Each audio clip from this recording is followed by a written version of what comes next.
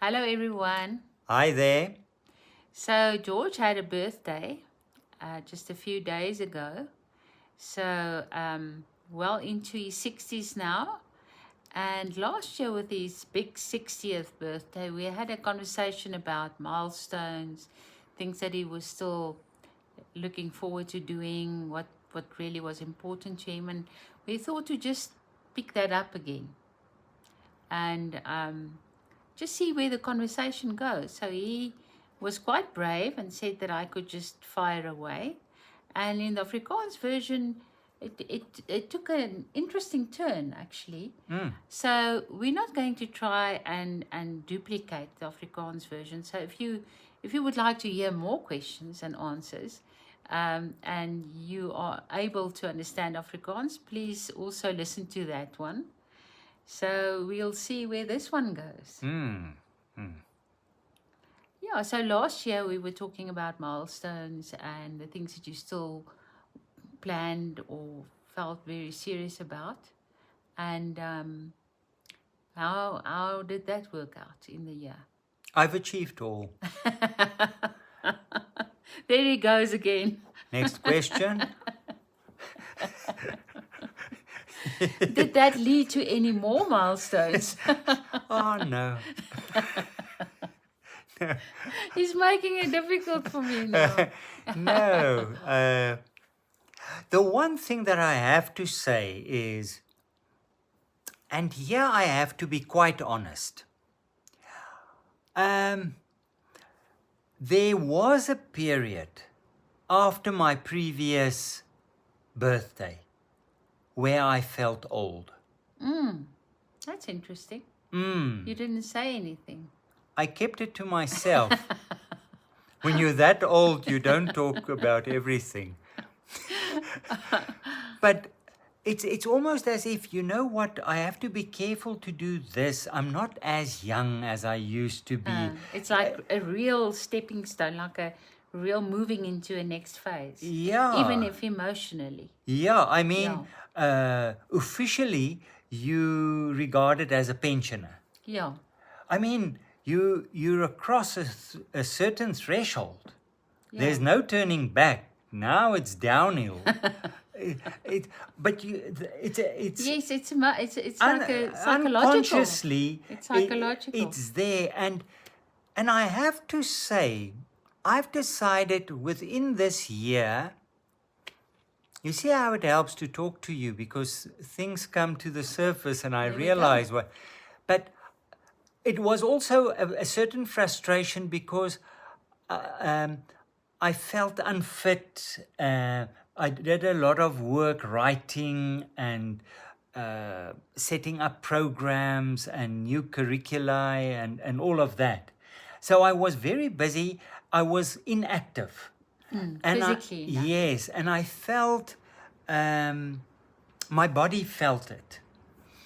And then I said, well, I have to start to some form of an exercise program. And just deciding it was very good for me, because it was against that. It didn't help that when I was looking for programs where they said, when you're over 60, be careful. Go slowly. Go slower. Give time for rest as well. And repair. Rest and repair. Yes. Yes. And revive. Yeah. So, I mean, one has to be realistic, but I think it's a phase of,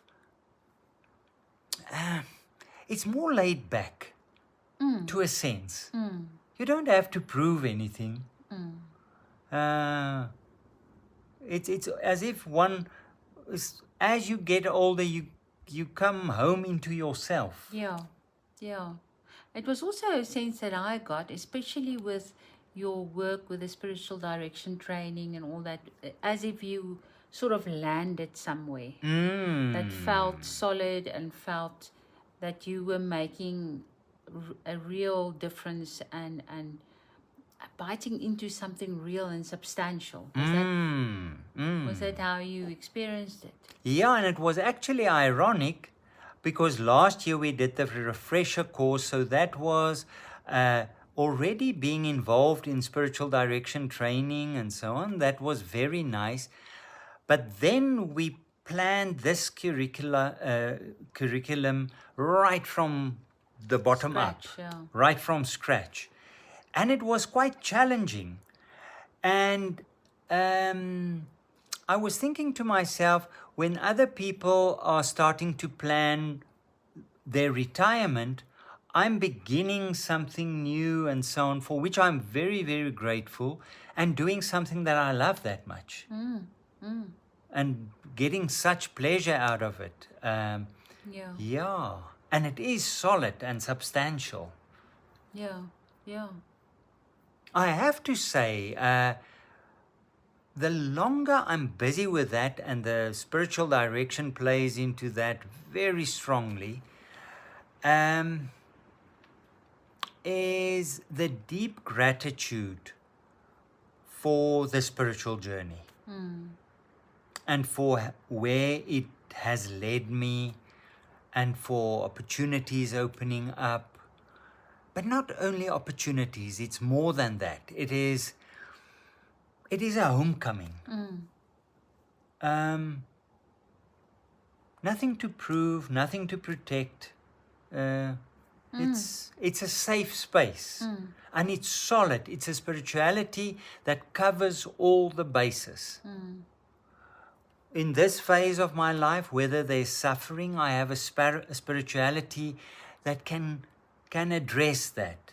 If there's success and joy, I have a spirituality that's comfortable with that. If there is deep concerns, there's a spirituality that can go into action, or whatever it is. It is a spirituality that's full and real. Yeah. And real. Yeah. For that, I'm very, very grateful. And then in terms of now, really, honestly and seriously, anything else that you feel that you want to give more attention to, that you would like to be constantly a part of what you are about, that you're not yet fully able to, or you embracing it, but it's not. What is it that you would still like to bring into the package? Writing. Writing more, for bigger times of the day, more disciplined, working towards a book or whatever. Actually, creativity, I'm very grateful that I've started with some sort of an exercise program, because it really makes a difference. The physical exercise. Physical exercises. That makes a difference. But along with that, a focus on creativity. Because it ties into the spirituality. It more and more and more we see that if you want to go deeper into your spirituality, focus on creativity. If you focus on creativity, things will open up spiritually as well. There's an awakening. There's an expansion. There's endless possibilities, an awareness of endless possibilities. So I want to draw more. I don't want per se, there's not this longing to paint as such, but to draw, to work in charcoal. I love the darker colors and the lines. And sculpting. I would love to do more sculpting. But writing. Yeah, and then how to bring that into an already rather full life. I think a lot of time gets, at this stage, goes into still the renovations, the settling in, getting everything in such a way that the retreat house really functions well. So a lot of time and effort of yours goes into that. And I mean, if I say creativity, I'm not even talking about woodwork because I don't have a workshop. Yeah. And I have to make a workshop. Yes, so that's another thing. Yeah.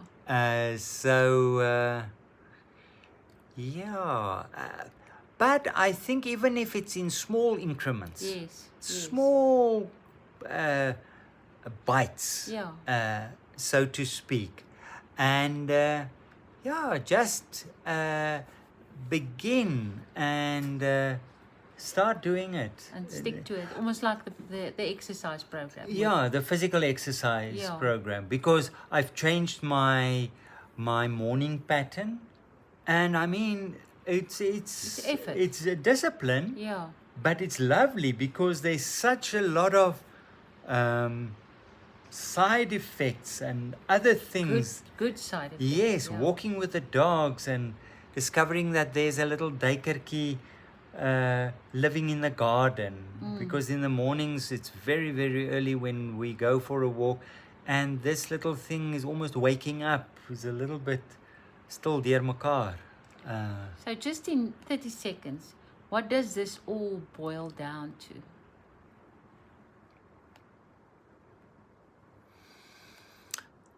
Yeah, I mean, maybe I'm taking a large leap, and I say it's to be free from the ego.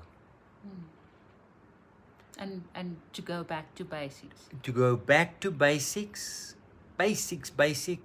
exercise, good sleep, a simple life, but a life with meaning, with deep meaning that you find in simple things, in ordinary things. And you realize that nothing is ordinary. And